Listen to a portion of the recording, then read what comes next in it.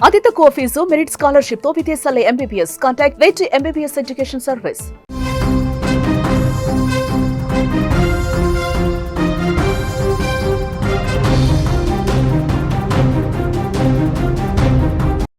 వార్జోన్ breaking news చూస్తున్నాం. రష్యాకు Trump warning ఇచ్చారు. 50 రోజుల్లో యుద్ధం ఆపేయాలంటూ అల్టిమేటం జారీ చేశారు. వెంటనే శాంతి ఒప్పందం కుదుర్చుకోవాలంటూ ఆదేశం జారీ చేశారు.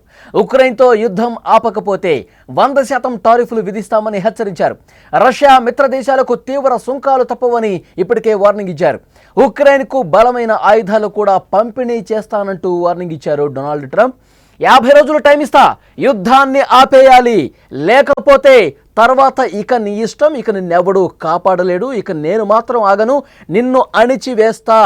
ఈ వార్నింగ్ ఇచ్చింది అమెరికా అధ్యక్షుడు డొనాల్డ్ ట్రంప్. ఉక్రెయిన్తో యుద్ధం ఆపకపోతే రష్యా అంతు చూస్తా అంటూ డైరెక్ట్గా పుతిన్కు హెచ్చరించారు.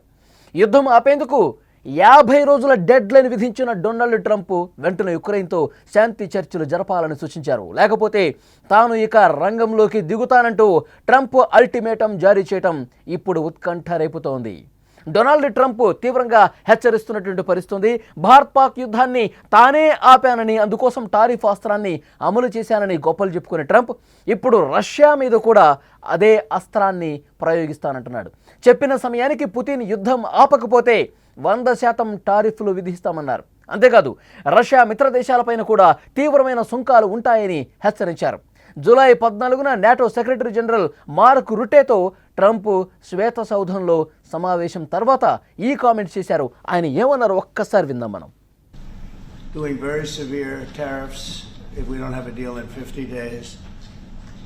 Tariffs at about 100%. You'd call them secondary tariffs. You know what that means.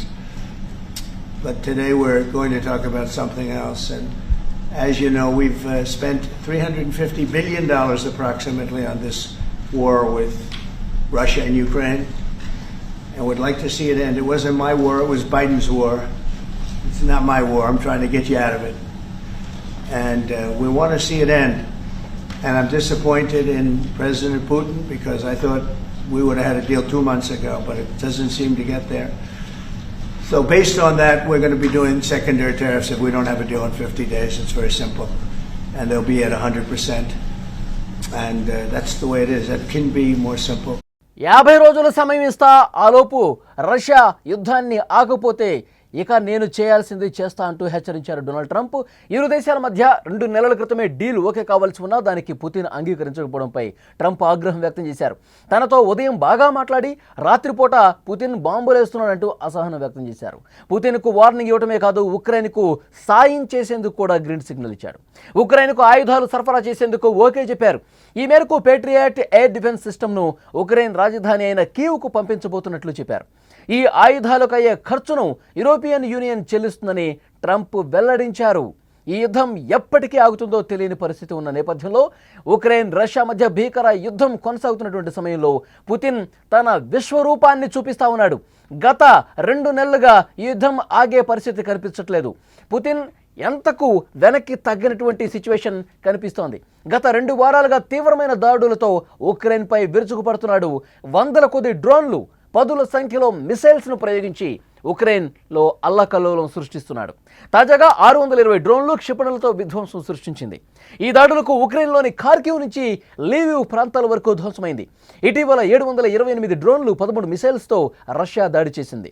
ఓసారి 550 డ్రోన్లు, 11 మిసైల్స్తో విధ్వంసంనే క్రియేట్ చేసింది. అంతకుముందు 477 డ్రోన్లు, 60 మిసైల్స్తో భీకర దాడులు చేసింది. రష్యా వరుస దాడులపై ట్రంప్ ఆందోళన వ్యక్తం చేసి పుతిన్కు డెడ్ లైన్ విధించారు. మరి ట్రంప్ బెదిరింపులకు పుతిన్ లొంగుతాడా?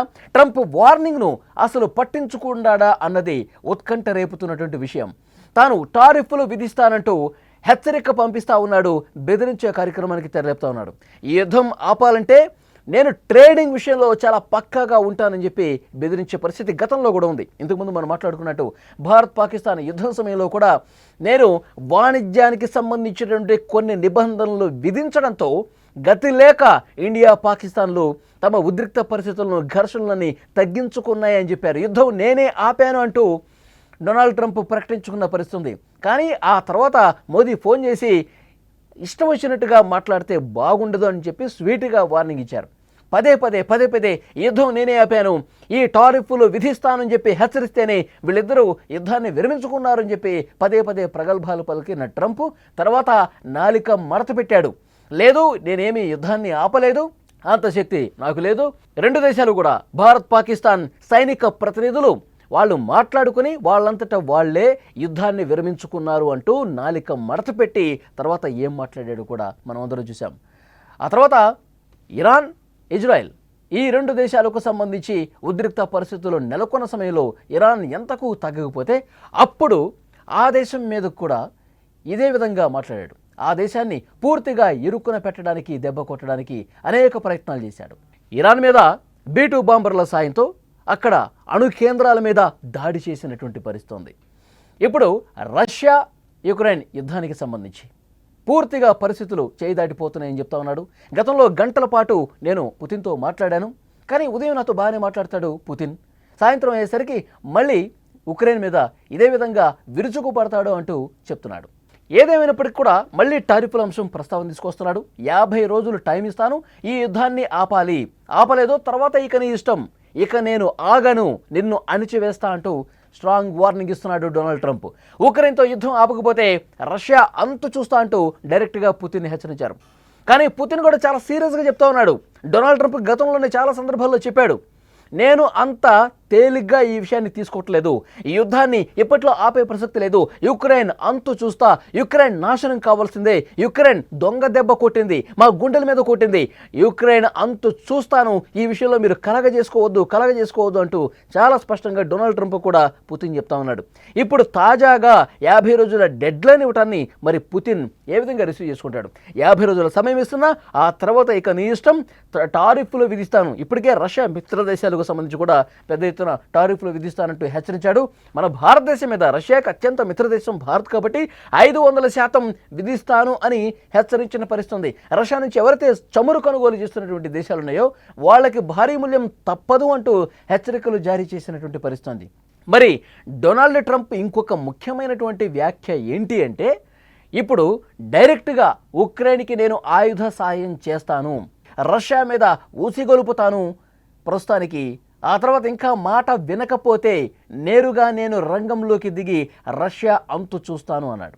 ఇరాన్ మీద ఏ విధంగా అయితే డైరెక్ట్గా B-2 బాంబర్ల సాయంతో అణు కేంద్రాలను ధ్వంసం చేశాడో అలాంటి పరిస్థితే వస్తే సిచ్యువేషన్ చాలా దారుణంగా ఉండే పరిస్థితి ఉంటుంది. ఎందుకంటే పుతిన్ చాలా తేలిగ్గా తీసుకుంటాడు అని చెప్పి అనుకుంటున్నారేమో, కానీ పుతిన్ మాత్రం చాలా సీరియస్గా ఉన్నాడు. పుతిన్ ఎంతకీ వెనక్కి తగ్గను. పుతిన్ చాలా స్పష్టంగా డొనాల్డ్ ట్రంప్కి గతంలోనే చెప్పాడు, మళ్ళీ చెప్తున్నాడు, మీరు మా విషయంలో, ఉక్రెయిన్ విషయంలో అసలు ఎంటర్ కావద్దు అని చెప్పి అన్నాడు. కానీ డొనాల్డ్ ట్రంప్ మాత్రం నేను శాంతి దూత, శాంతి ప్రదాత, శాంతి నోబెల్ బహుమతి నాకే రావాలి అని చెప్పి ఆ మైండ్ సెట్తో ఉన్నాడు. అన్ని యుద్ధాల్లో కూడా తలదూరుస్తున్నాడు. అన్ని యుద్ధాల్ని నేనే ఆపాను అని చెప్పి ప్రపంచానికి చాటి చెప్పాలనుకుంటున్నాడు. కానీ పుతిన్ మాత్రం ఎన్ని హెచ్చరికలు ట్రంప్ సైడ్ నుంచి వచ్చినా, ఉక్రెయిన్కి నేరుగా ఆయుధ సాయం చేసినా వెనక్కి తగ్గను, ముందుకే పోతాను, అవసరమైతే అమెరికా కూడా హెచ్చరిక జారీ చేసే పనిలో పుతిన్ ఉన్నట్టుగా తెలుస్తోంది. మరి ఇప్పుడు డైరెక్ట్గా పుతిన్ ట్రంప్ ఈ విధంగా మాట్లాడిన నేపథ్యంలో, డెడ్లైన్ విధించిన నేపథ్యంలో పుతిన్ ఏమంటాడు?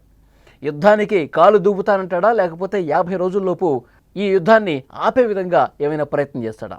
కాలమే సమాధానం చెప్పాలి. ఒకవేళ పుతిన్ కథన రంగంలో అదే విధంగా ముందుకు పోతే, పుతిన్ అదే విధంగా తన దాడుల్ని యుక్రెయిన్ మీద కొనసాగుతూ పోతే, ఇటు అమెరికా కూడా ఈ యుద్ధంలో ఎంటర్ అయితే పరిస్థితులు చాలా భీకరంగా ఉండే అవకాశం కనిపిస్తుంది. చాలా అంటే చాలా దారుణమైనటువంటి పరిస్థితులు. ఎందుకంటే రష్యా ఇంతవరకు ఎక్కడ కూడా ఉక్రెయిన్ మీద వెనక్కి తగ్గుతాను, ఆలోచిస్తాను అని మాత్రం చెప్పడం లేదు. ఇంకా దాడులు కొనసాగుతూనే ఉన్నాయి. 3 సంవత్సరాలకు పైగా నిర్విరామంగా ఈ యుద్ధం కొనసాగుతున్నటువంటి పరిస్థితి కనిపిస్తోంది. యుక్రెయిన్ కథ ముగిస్తాను, ఇదే లైన్లో ముందుకు పోతున్నాడు పుతిన్. ఇప్పుడు ఒకవేళ అమెరికా ఎంటర్ అయితే ఇక ఈ ప్రపంచమే భారీ మూల్యం చెల్లించుకోక తప్పదు. అన్ని రకాలుగా ప్రపంచం మీద ఈ యుద్ధం ఎఫెక్ట్ భారీగా పడే అవకాశం కనిపిస్తోంది. చూద్దాం నెక్స్ట్ పరిణామాలు ఎట్లా ఉంటాయన్నది.